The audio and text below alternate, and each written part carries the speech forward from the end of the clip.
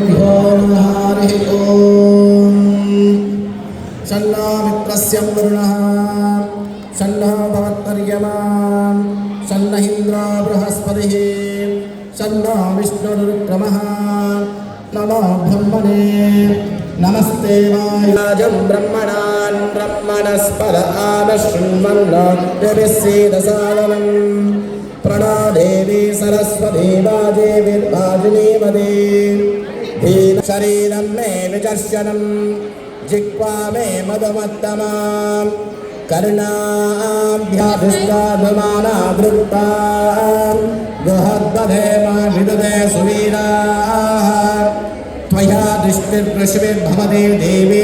त्वया दृष्टश्चित्रं विन्ददेव स्वानो ध्वस्य भ्रमिनो न मेदे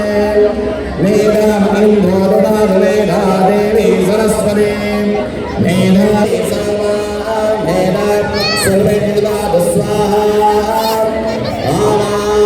मेधा सर्वैर्विश्वरूपा हिरण्यवर्णा